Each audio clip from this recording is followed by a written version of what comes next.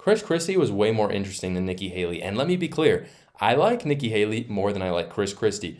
But Chris Christie actually was a fighter in this campaign or in this debate, and I kind of liked it. First off, he just started off the debate making a fat joke about himself, which I can get behind that. Like any politician that can make fun of themselves wins brownie points for me.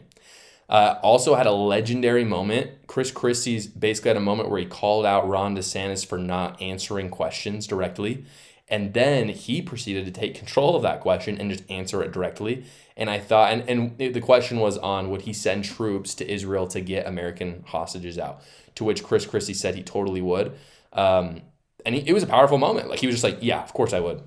And Ron won't answer it. And seeing that fight out of Chris Christie was a pleasant surprise. It was honestly a great moment. More of that would be awesome.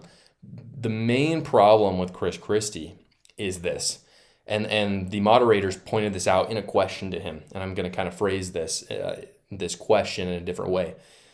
Basically, it doesn't make sense for what Chris Christie is doing in his campaign. Like him and nobody in his campaign could think that he's winning, and the reason why is because of what the moderator said. He's basically calling Trump a dictator. He's literally said that, and anti-constitution. But as the moderators pointed out, 80% of Republicans have favorable views of Trump. So you're running in this party that is largely looking at your opponent. The only reason why you're running is because you hate Donald Trump. You're running in a party that likes him. How do you think that you're going to win by demonizing those people? Because to be clear, most of those people don't believe that Donald Trump is trying to subvert the Constitution. And so if you say that, you're attacking them as well as Donald Trump. So I don't understand how Chris Christie thought he was ever going to win this. I don't see how that's a winning campaign strategy. I'm a little bit confused on what he's trying to do politically. Perhaps in the event that Joe Biden gets reelected, he's trying to maybe gain a position on his cabinet or as an ambassador. But beyond that, I just don't understand what he's trying to do. Really quick, I do want to talk about the premium sponsor of this podcast, which is Gulag America. Gulag America is a premium apparel brand for patriotic clothing. I'm going to put some of them up right now so you can see what I'm talking about. I partnered with them because they create super high quality designs as well as the material on the shirts. I wash mine pretty much weekly and the material stays just as good as new.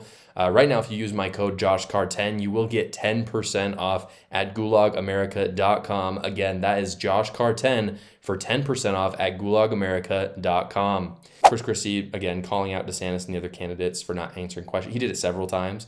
Is totally welcome. I thought it was a great addition. I wish the moderators had done a little bit more of that. But the thing that really disqualified him at the end of the day for running is at the very end of the debate, he basically said that he would empower parents to let kids be on puberty blockers.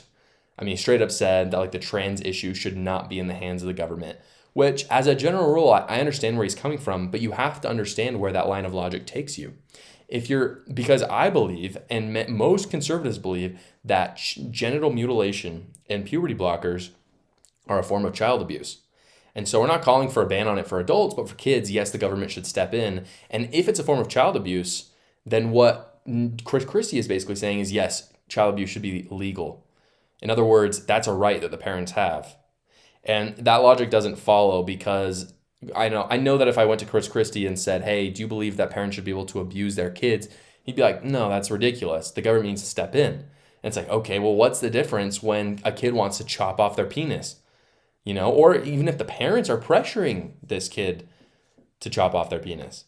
That right there disqualified Chris Christie entirely from running as a Republican. That's an issue that Republicans are pretty much all agreed on, and most Democrats are as well. So I don't know what he was doing with that.